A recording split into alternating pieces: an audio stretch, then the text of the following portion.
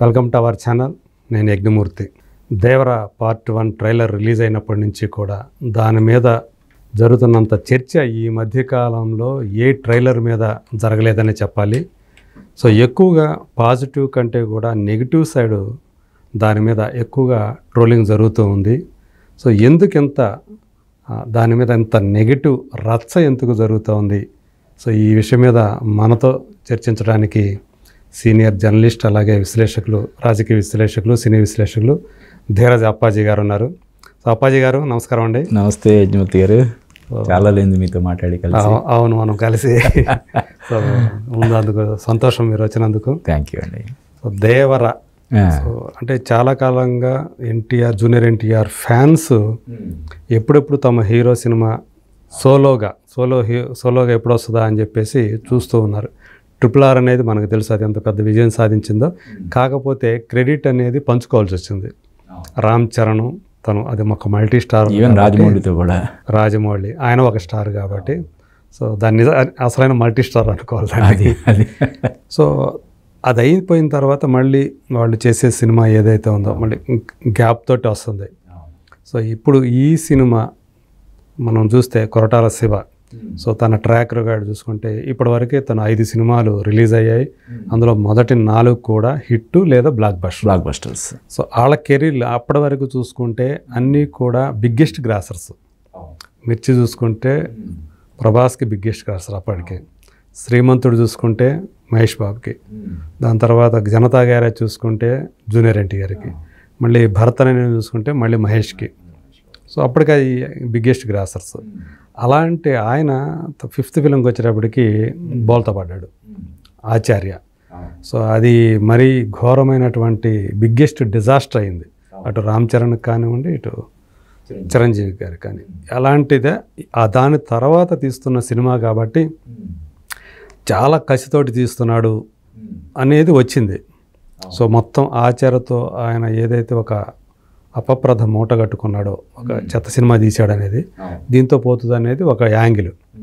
అయితే ఈ సినిమా చాలా కాపీగా కనిపిస్తూ ఉంది ఆచార్యకి, తనే తీసిన ఆచార్యకి.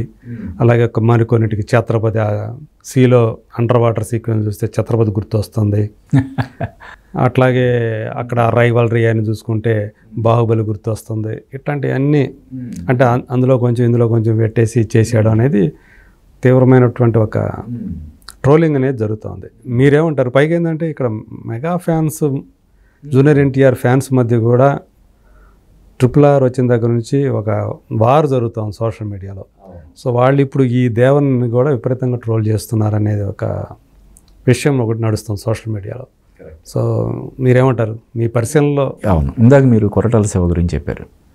మహేష్ బాబుతో 2 సినిమాలు. మహేష్ బాబు స్వయంగా స్టేజ్ మీద చెప్పాడు, మీ సూపర్ స్టార్కి 2 సార్లు కూడా కష్టంలో ఉన్నప్పుడు కొరటాల శివే హిట్స్ ఇచ్చాడని చెప్పి.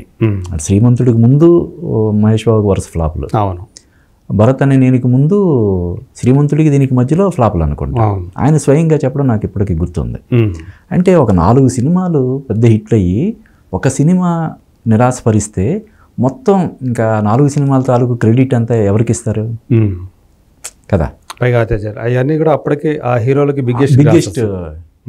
అసలు మిర్చితో మొత్తం మారిపోయింది కదా ప్రభాస్ మొత్తం. అంత ముందంతా కూడా తను డార్లింగ్ అని, మిస్టర్ పర్ఫెక్ట్ అని ఇలాంటి సాఫ్ట్ సినిమాలు చేసుకుండేది. ఒక్కసారి అంటే అప్పటికే అతనికి కొంచెం యాక్షన్ ఇమేజ్ ఉన్నా కూడా ఛత్రపతి ఇటువంటి సినిమాలతో దీంతో పీక్స్కి వెళ్ళింది. అవును, ఫస్ట్ సినిమా అది కూడా Koratala Shiva first cinema the best సినిమాగా అతను మలచగలిగాడు. ఆ తర్వాత కూడా వరుసగా 3 సినిమాలు సూపర్ డూపర్ హిట్స్. ఆ 4 సినిమాలని పక్కన పెట్టి ఆచార్యతో కంపేర్ చేయడం అన్నది నిజానికి కొంత మనం హాస్యాస్పదంగానే చెప్పొచ్చు. ఇకపోతే ఈ mega fans versus young tiger fans, మీరు అన్నట్టు RRR సినిమాతోటి దానికి బీజం పడింది.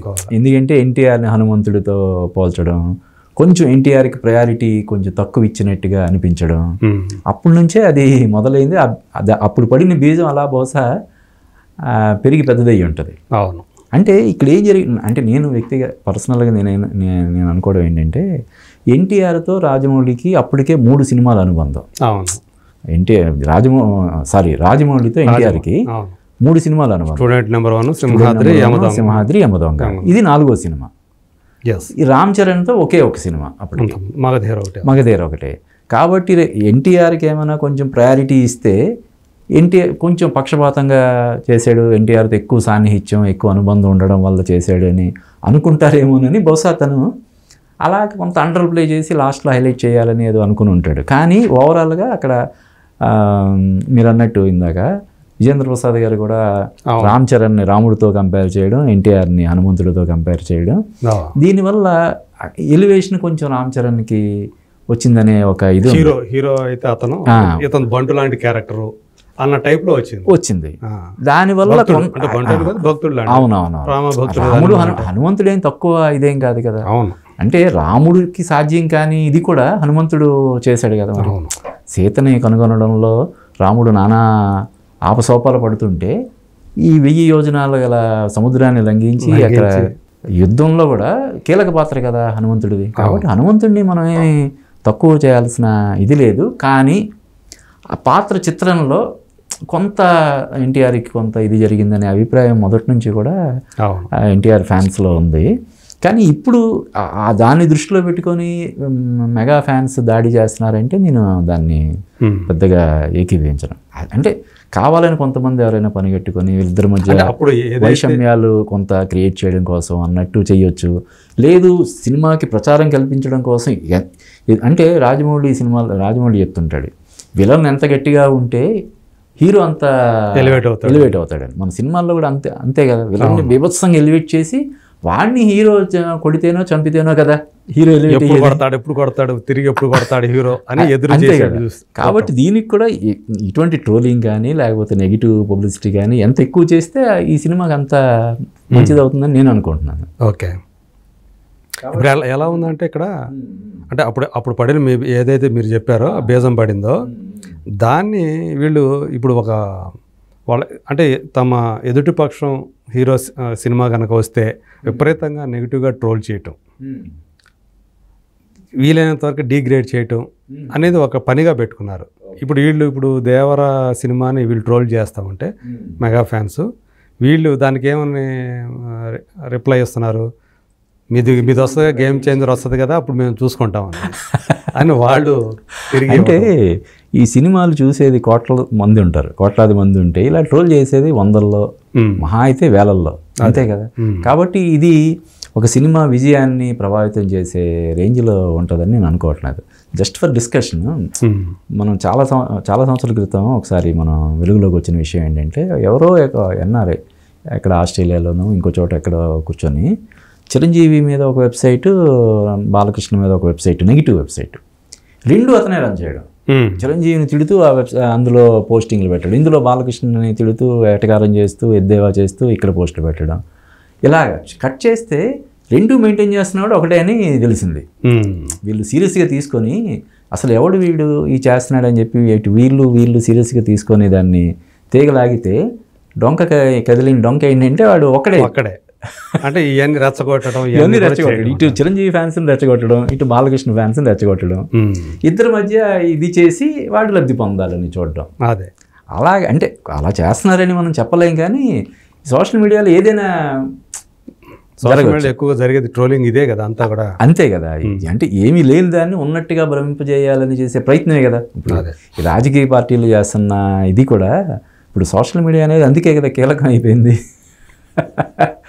సో అందువల్ల దీన్ని పెద్దగా మనం మరీ ఎక్కువ సీరియస్గా తీసుకోవాల్సిన అవసరం లేదని నా అభిప్రాయం.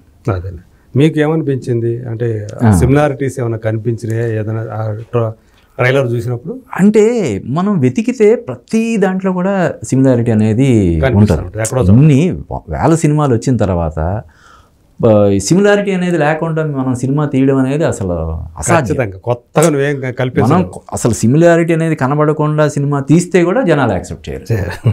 వాళ్ళకి ఎంతో కొంత అది ఫెమిలియారిటీ లేకుండా మనం మొత్తం కొత్తగా సినిమా తీస్తే కూడా జనాలు ఆమోదించరు. కాబట్టి మనం వెతికితే ప్రతి దాంట్లో కూడా ఎంతో కొంత సిమిలారిటీ ఉంటుంది. మన చాలామంది పెద్ద పెద్ద రైటర్స్ చెప్తారు కదా, మనకున్న కథలో 8-10 ఉంటాయి. ఆ కథలనే మనం తిప్పి మనం చూపించాలి. కథ కంటే కూడా కథనం అనేది ఇప్పుడు రాజమౌళి గత కొన్నాళ్ళు ఏం చేస్తున్నాడు, ముందే కథ చెప్పేస్తున్నాడు. నాకు తెలిసి రేపు మహేష్ బాబు సినిమా సంబంధించింది కూడా ప్రెస్ మీట్ పెట్టి ఇది కథ అని చెప్పేసి దాని గురించి రకరకాల కథనాలు వస్తుంటాయి. ఆయన దాని నుంచి ఏమైనా కొంత ఫీడ్బ్యాక్ కూడా తీసుకుంటాడేమో నాకు అనిపిస్తుంటది. RRR కూడా అదే చేశాడు కదా, అల్లు చెప్పేశాడు. దాని గురించి చర్చ జరుగుతూ ఉంటుంది, అది ఉపయోగపడుతుంది. కాబట్టి ఎలా తీసుకొచ్చాడు ఏంటి అది. కాబట్టి అంటే కలిగించడం. ఇప్పుడు ఈ మధ్యకాలంలో మనకి మొన్న ఇంద్ర సినిమా రిలీజ్ అయింది, గబ్బర్ సింగ్ రిలీజ్ అయింది, విపరీతంగా మురారి సినిమా, కృష్ణవంశీ మురారి సినిమా మహేష్ బాబుది రిలీజ్ అయింది. విపరీతంగా ఎందుకు చూశారు? కథ కోసమా? చూడని పాటల, వినని పాటల, తెలియని కదా. గ్రాస్ పరంగా చూసుకుంటే 9 కోట్లు వచ్చింది మురారికి. ఎందుకని అంటే మనం కావాలంటే జస్ట్ ఫోన్లో చూసుకోవచ్చు, టీవీలో చూడొచ్చు, కంప్యూటర్లో చూడొచ్చు, ఇప్పటికి చూసుంటారు. అంటే ఇది ఒక థియేటర్లో చూడడం అనేది ఒక ఎక్స్పీరియన్స్. అది ఎలా ఇంట్రెస్టింగ్గా ఉందా లేదన్నది ఇంపార్టెంట్ తప్ప కొత్త కథ నువ్వు చెప్పాలి, ఇప్పుడు వరకు ప్రపంచంలో ఎక్కడ జరిగిన కథ నువ్వు చెప్పాలనే లేదు. తెలిసిన కథ అయినా కాకపోతే 4K రిజల్యూషన్లో సినిమా అది. అక్కడ ఏంటంటే ఇప్పుడు మనం పల్లెటూరులో చూస్తుంటే చిన్న చిన్న అమ్మవార్లు ఉంటారండి, నూకాలమ్మ ఉంటారు. సంవత్సరం మొత్తం మీద 364 రోజులు ఎవరు దారింటి పోయేటప్పుడు ఏమైనా దండం పెట్టుకుంటారేమో కానీ పెద్దగా ఏం పట్టించుకోరు. కానీ సంవత్సరంలో ఒక రోజు ఉంటుంది. విదేశాల్లో ఉన్న వాళ్ళు కూడా ఆ రోజు వచ్చేస్తారు. నేను చూస్తే ఉత్తరాంధ్రాలో పర్టికులర్గా వాళ్ళకి సంక్రాంతి, ఈ వినాయక చవితి, దసరా అవి కూడా పెద్దగా చేసుకోరు. ఈ పండుగలో ఈ నూకాలమ్మ పండుగ ఊరంతా వచ్చేస్తుంది, అదొక జాతరలాగా. అది ఇప్పుడు సినిమా కూడా అంతేనండి. జనాల మధ్యలో ఒక 1000 మంది, ఇప్పుడు మన ఇంట్లో హోమ్ థియేటర్లో పెట్టుకొని చూస్తే ఏముంటుంది మజా కదా. అంతే. సినిమా ఎవరైనా సినిమా బాగుందంటే సరదాగా బాగుందంట కదా చూద్దామని ఫ్యామిలీ, అది కూడా ఫ్యామిలీతో కలిసి చూస్తే చిన్న ఎంజాయ్మెంట్. ఒక్కడే చూస్తే ఒక సినిమా ఏముంటుంది, చాలా బాగుంది, మంచి బ్రహ్మాండం జోగు వచ్చింది, వాడే నవ్వుకోవాలి, బాగాలేదు వాడే విసుక్కోవాలి, అంతే. షేర్ చేసుకోవడానికి లేకుండా చూసే ఇది సినిమాకి బ్రహ్మాండంగా వర్తిస్తుంది కదా. ఇప్పుడు మన ఇంట్లో ఇడ్లీ చేసుకుంటే 5 రూపాయలు 10 రూపాయలు అయిపోద్దండి. బయటికి వెళ్ళి తింటే ఏకంగా 150 రూపాయలు 200 రూపాయలు ఒక ప్లేట్కి తీసుకుంటాడు. అయినా సరే ఎందుకు మనం హోటల్కి వెళ్ళి తింటాం? అదొక అనుభూతి. హోటల్కి వెళ్ళి వారానికో లేదంటే 10 రోజులకో నెల రోజులకో వెళ్ళి సరదా ఉంటుంది అది అంతే తప్ప ఫీల్ కోసం. అది సినిమా అనేది కూడా అంతేనండి. ఇప్పుడు చాలామంది ఇంక థియేటర్లో మరుగైపోతాయి, కనుమరుగైపోతాయి, అన్ని ఫంక్షన్ హాల్స్ అయిపోతాయి, మాల్స్ అయిపోతాయి అంటారు. ఏం అవ్వదు కదా, రూపాంతరం చెందుతుంది సినిమా. సింగిల్ స్క్రీన్ నుంచి రేపు మల్టీప్లెక్స్కి వస్తుంది అంతే కదా. కాబట్టి కథ పరంగా చాలా కొత్తగా ఉండాలని ఏం కోరుకోరండి. చూస్తున్నాను, కాకపోతే బోర్ కొట్టకూడదు, నష్టం ఉండకూడదు అంతే. వీళ్ళు ఎలాగూ ఇప్పుడు యాక్షన్ ఎంటర్టైనర్స్ ఫోన్లో చూస్తేనో లేదా చిన్న కంప్యూటర్లో చూస్తే ఏముంటుంది? మీరు బాహుబలి సినిమా మామూలుగా ఫోన్లో చూస్తే అని మజా వస్తుందా? RRR cinema, even KGF cinema మామూలుగా చూడండి ఏముంటుంది? అసలు మొబైల్లో చూసినా కిక్కే రాదు. కాబట్టి ఇది ఇన్ని కోట్లు ఖర్చు పెట్టే దానికోసమే కదా. ఇప్పుడు ఇంత పెద్ద తారాగణం, ఇప్పుడు సైఫ్ అలీ ఖాన్, జాన్వీ కపూర్ వీళ్ళందరినీ తీసుకుని ఇంత పెద్ద క్యాన్వాస్లో సినిమా తీయడం అనేది దానికోసమే కదా, ఒక కొత్త అనుభూతిని అందించాలనే ఇది.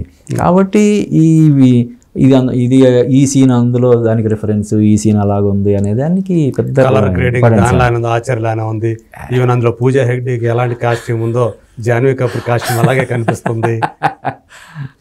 తర్వాత అక్కడ సోను సూద్ ఎట్లా ఉన్నాడో, మేకప్ ఎలా ఉందో ఇక్కడ సైఫ్ అలీ ఖాన్ మేకప్ అలాగే ఉంది, హెయిర్ స్టైల్ అలాగే ఉంది. అని నిజంగా కొంత అందులో వాస్తవం ఉంటే ఉండొచ్చు. ఇప్పుడు ఈవెన్ బాహుబలి సినిమా కూడా మనం చూసాం అటువంటివి రిఫరెన్స్లు. ఇప్పుడు రమ్యకృష్ణ ఇలా ఎత్తుకునేదాన్ని ఏదో ఇంగ్లీష్ సినిమా దాన్ని తీసుకొచ్చి చూపించారు. దీనికి అన్నిటి కాదు, ఎప్పుడో వడ్డాది పాప, ఎప్పుడో వడ్డాది పాప స్వాతి ముఖ చిత్రం కూడా వచ్చిందని చెప్పి అప్పట్లోనే వచ్చింది. ఈ లెక్కన ఏది అంటే తెలుగు నుంచి వాళ్ళు తీసారా ఉంటుంది ఏదో ఉండదు అది. కాబట్టి ఇప్పుడు ఈవెన్ మనం చూసాం బాహుబలి సినిమా రిలీజ్ అయినప్పుడు మొదటి 2 రోజులు ఫ్లాప్ టాక్ కదా. అది ట్రోలింగ్ జరిగింది దాని మీద. ప్రభాస్ శివలింగాన్ని మోసే సీన్ పోస్టర్ని జండు బాంబు పెట్టి డిజాస్టర్ అని డిక్లేర్ చేశారు.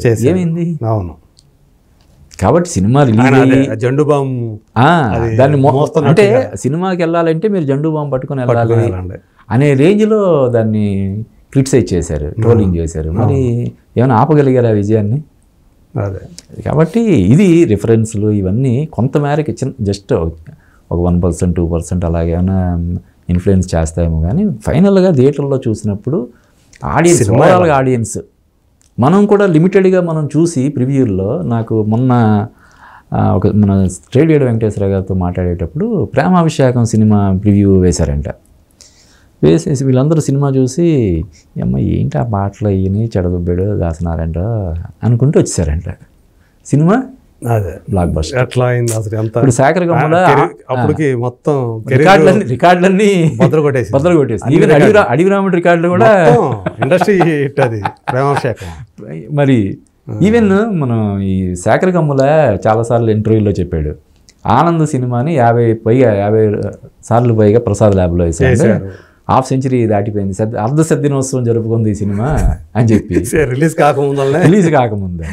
తర్వాత డి సినిమా కూడా చాలా రోజులు ఆగిపోయి సంవత్సరాల తరబడి ఆగింది. అది ఆగిన తర్వాత విడుదలే సూపర్ డూపర్ హిట్ అయింది. కాబట్టి ఇవన్నీ మనం సినిమా రిలీజ్ అయ్యేంత వరకు అంతే, ప్రేక్షకులకు నచ్చిందా లేదా వాళ్ళకి అంతే వాళ్ళని కట్టుబడేసిందా లేదా, అది బోర్ కొట్టకుండా ఉందా లేదా, ఎవరు జడ్జ్ చేయలేరు. అది అంటే ఎంత ఎంటర్టైన్మెంట్ ఇచ్చిందా లేదా అంతవరకేనండి. ఎంటర్టైన్మెంట్ ఇచ్చింది అంటే లాజికల్ గీజులు కూడా ఏమి అది అంతే. అంటే సినిమా అంటేనే ఇది చెప్తారు కదా, లాజిక్ ఎండ్ అయిన తర్వాత స్టార్ట్ అయ్యే మ్యాజిక్ సినిమా అని చెప్పి. కాబట్టి సినిమాలో పెద్ద లాజిక్స్ అవి కూడా అంటే మరీ ఘోరంగా ఉంటే మనం రిజెక్ట్ చేస్తారు తప్ప ఆడియన్స్. మామూలుగా అంటే ఇప్పుడు ఒక వ్యక్తి ఒక 100 మందినో లేదంటే 10 మందిని కొట్టడం అనేది నిజ జీవితంలో సాధ్యం కాదు కదా. అక్కడ ఎలా ఉండాలి, అక్కడ జరుగుతున్న అన్యాయానికి ఆ హీరో వచ్చి దాన్ని ఆఫ్ చేయాలనే ఇది అక్కడ కలిగించాలి. ఇంటెన్షన్ అనేది ఉండదు. కోడి రామకృష్ణ ఇంటర్వ్యూ చేసినప్పుడు ఒకసారి ఒక సినిమాలో అమితాబ్ బచ్చన్ ఒక అపార్ట్మెంట్ పై నుంచి ఇంకొక అపార్ట్మెంట్కి బండి మీద వెళ్ళి అక్కడ జరిగే ఒక దీన్ని ఆఫ్ చేస్తాడంట. ఎవరు అమ్మాయిని రేప్ చేస్తుంటేనో చంపేస్తుంటేనో ఆఫ్ చేస్తాడు. మామూలుగా అపార్ట్మెంట్లో బైక్ ఏంటి, అపార్ట్మెంట్ మీద నుంచి ఇంకో అపార్ట్మెంట్కి దూకడం ఏంటి, కానీ అక్కడ ఏంటి, అక్కడ జరుగుతున్న అత్యాచారాన్ని ఆపాలి, ఎవరో ఒకరు వచ్చి ఆపాలని చెప్పి ఆడియన్స్ బలంగా కోరుకుంటున్నారు. కాబట్టి ఈ లాజిక్లు ఏవి పట్టించుకోరు. అంతే కదా. సో ఇక్కడ ఈ సినిమా కూడా అదే వర్తిస్తుంది. రేపు సినిమా ఓవరాల్గా చూసేటప్పుడు బాగుందా లేదా, అంతే, ఎంటర్టైన్ చేసిందా లేదా, చూస్తున్నంతసేపు ఎంటర్టైన్ అయ్యామా లేదా, మనం జేబులో ఉన్న ఫోను మీదకి మనం చెయ్యి వెళ్లకుండా చూస్తే సినిమా హిట్, లేదు పదే మనం ఫోన్ తీసుకొని చూసుకున్నామంటే ఫట్. సో అదన్నమాట. ఓకే అండి, thank you so much. Thank you sir, thank you.